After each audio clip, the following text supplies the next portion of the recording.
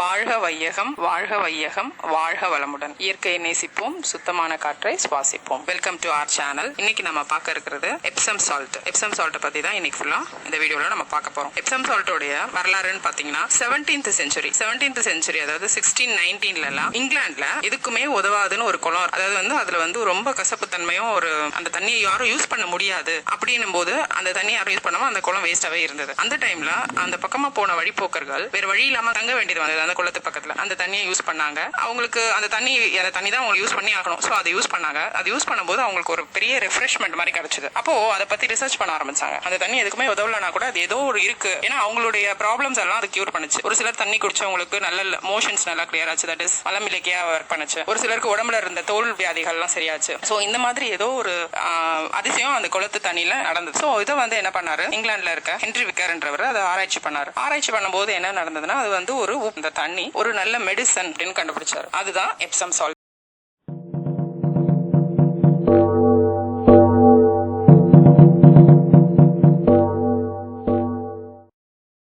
Epsom salt magnesium sulphate MgSO4 சொல்றாங்க. இது ஒரு ஆர்கானிக் தான். இப்போ அதாவது எப்சம் உப்பு செடிகளுக்கு மிகுந்த உரமா பயன்படுகிறது. இந்த சால்ட் பலவிதமான பயன்களை செடிகளுக்கு தருது. ஃபர்ஸ்ட்ல இருந்து பயன்களை நம்ம நிறைய பேருக்கு இது ஒரு கெமிக்கலா பார்க்கவே நம்ம உப்பு மாதிரி இருக்கும் பார்க்க, ஆனா இது கெமிக்கல் கிடையாது. இது செடிகளுக்கு ஒரு நல்ல ஃப்ரெண்ட்லியான உரம். ஃபர்ஸ்ட் விதைகளுக்கு எப்சம் சால்ட் உரம் ஊட்டியா இருக்கு. அதாவது ஒரு விதைகள் வீரியம் மிக்கதா இருந்தாதான் அந்த செடி நல்லா ஆரோக்கியமா வளரும், அழகாவும் இருக்கும். ஸோ அதுக்கு முதல்ல பயன்படுது இந்த எப்சம் சால்ட். விதைகளுடைய வீரியத்தை அதிகரிச்சு அதோடைய வாழ்நாள் தன்மையும் அதிகரிச்சு அது நீண்ட காலம் ஆரோக்கியமா வாழறதுக்கு இந்த எப்சம் சால்ட் பெரும் உதவியா இருக்கு. விதைகளை நடவு செய்யும் போது நம்ம ஒவ்வொரு நடவுக்கும் ஒரு பள்ளம் தோண்டி அதுல ஒரு ஸ்பூன் எப்சம் சால்ட் போட்டுட்டு அதுக்கப்புறம் மண்ணு போட்டு நம்ம நட்டோம்னாலும் இந்த செடிகள் நல்லாவே வளரும். அப்படி இல்லைன்னா விதைகளை நடுறதுக்கு முன்னாடியே தண்ணியில 1 லிட்டர் தண்ணியில ஒரு ஸ்பூன் எப்சம் சால்ட்டை நல்லா கலக்கிட்டு அந்த தண்ணியில ஊத்திட்டு அதுக்கப்புறம் நடவு செஞ்சாலும் இதோடைய வீரியம் ரொம்ப அழகாவே இருக்கு, நல்லா அழகாவே வளரும். மண்ணில் இருக்கிற ஊட்டச்சத்துக்கள் எல்லாம் உறிஞ்சு விதைகள் நல்லா வளர்றதுக்கு இது பெரும் உதவி செய்கிறது.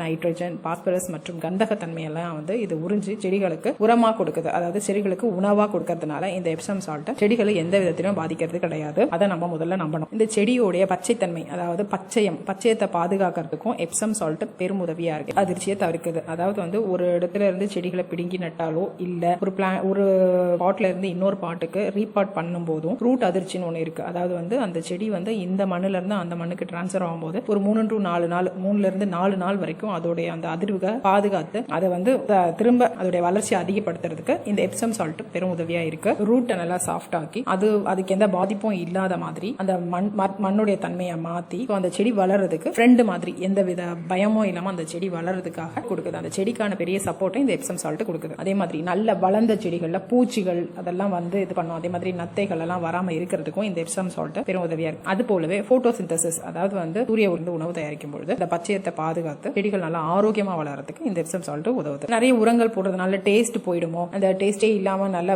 அதாவது வேஸ்டான காய்கறி நம்ம சாப்பிடுறோமோ இல்ல ஒரு பூ கூட ஆரோக்கியமா இல்லாம இருக்கிற பூவை எடுத்து வச்சுக்கிறோமோ அப்படின்லாம் இல்லாம இந்த சால்ட்டை யூஸ் பண்ணும்போது எந்தவித பாதிப்பும் கிடையாது. பழங்களும் சீக்கிரமா வளரும், பூக்கள் நல்லா ஸ்ட்ராங்கா அந்த செடியில நின்று காய் கனி அது வரைக்குமே இந்த எப்சம் சால்ட் ஒரு வாரத்துக்கு ஒரு முறை தண்ணியில கரைச்சி தெளிச்சுக்கிட்டே இருந்தோம்னா எந்த ப்ராப்ளமும் கிடையாது. பூச்சிகள்லாம் அண்டாம எல்லா சத்துக்களும் உறிஞ்சப்பட்டு அந்த செடி நல்லா வளர்றதுக்கு இது ஒரு காம்பவுண்ட் மாதிரி இருக்கு. அந்த செடிக்கு ஒரு காம்பவுண்ட் மாதிரி இருக்கு. எந்த ஒரு பாதிப்பும் இல்லாம வளரணும். செடி எல்லாம் எந்த பாதிப்பும் இல்லாம வளர்ந்தாதானே எல்லா ஆரோக்கியமான செடியா இருக்கும். ஸோ அதுக்கு முதல்ல ஹெல்ப் பண்றது இந்த எப்சம் சால்ட். ஸோ நம்ம எப்சம் சால்ட் போட்டு வளர்க்குறோம், டேஸ்ட் இல்லாம இருக்குமோன்னு பார்த்தா ஒரு காய்கறி போட்டிருந்தா கூட காய் கனி எல்லாம் வரும்போது அது டேஸ்டோட இருக்கும். எந்த டேஸ்ட்டுக்கு எந்த வித பாதிப்புமே கிடையாது. எப்சம் சால்ட்டை பொறுத்த வரைக்கும் எந்த ஒரு சைட் எஃபெக்ட்ஸும் கொடுக்காது. ஒரு 100 ஸ்கொயர் ஃபீட்ல நம்ம ஒரு கார்டன் வச்சிருக்கோம்னு வச்சுக்கோங்க, அதுக்கு அட்லீஸ்ட் 1 கப் எப்சம் சால்ட்டை மண்ணுல தெளிச்சு விட்டுட்டு அதுக்கு மேல தண்ணி ஊத்தினாலும் பரவாயில்ல, இல்ல தண்ணியில கலந்து ஒரு பக்கெட் தண்ணியில கலந்து அந்த தண்ணியை எல்லா செடிகளுக்கும் விட்டாலும் செடிகள் பாதுகாப்பாகவும் ஆரோக்கியமாகவும் இருக்கும். பெரிய லான் மாதிரி வச்சிருக்கவங்களும் அந்த பச்சை, அதாவது வந்து அந்த பார்க்கவே அழகா இருக்கணும், அந்த லான் வந்து பார்க்கும்போதே அட்ராக்டிவா இருக்கணும், அழகா இருக்கணும்,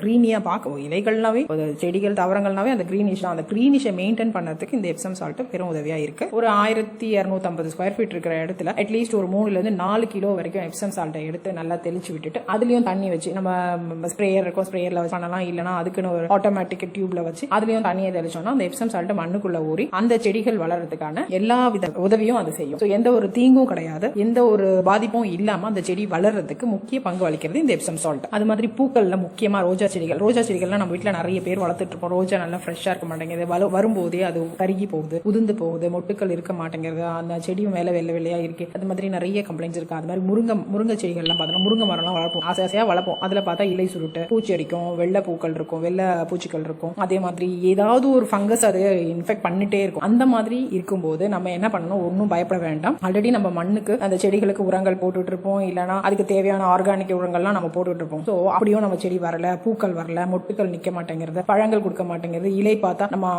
இந்த இலையை யூஸ் பண்ணலாம்னு நினைச்சு நம்ம வளர்ப்போம், முருங்கை இலையை எல்லாருமே யூஸ் பண்ணலாம்னு வளர்ப்போம். ஆனா அதுலயும் வந்து இந்த மாதிரி இலை சுருட்டு, பூச்சி அதெல்லாம் இருக்கும்போது நம்மளுக்கு அதை வளர்த்துட்டு கூட நம்ம வீட்லயே வளர்த்தா கூட அது நம்மளால சாப்பிட முடியாதுன்ற ஒரு ஸ்டேஜ் வரும்போது அதுக்கெல்லாம் பயப்படாம இதை வந்து இந்த எப்சம் சால்ட்டை ஒரு ஸ்பூன் எப்சம் சால்ட்டை வந்து ஒரு 1 லிட்டர் பாட்டில் தண்ணியில் கலந்து நல்லா மிக்ஸ் பண்ணிட்டு அதை நம்ம இலைகளில் தெளிச்சு விட்டோம்னா 3 to 4 டேஸ்க்கு ஒன்ஸ் தெளிச்சு விட்டுக்கிட்டே இருந்தோம்னா இலைகள்லாம் நல்லா ஃப்ரெஷ்ஷாக ஆகும், எந்த பாதிப்பும் இல்லாமல். அதை எடுத்து நம்ம அலசி யூஸ் பண்ணி சாப்பிடலாம். அலசிட்டு நம்ம யூஸ் பண்ணிட்டு சமையலுக்கு யூஸ் பண்ணிக்கலாம்.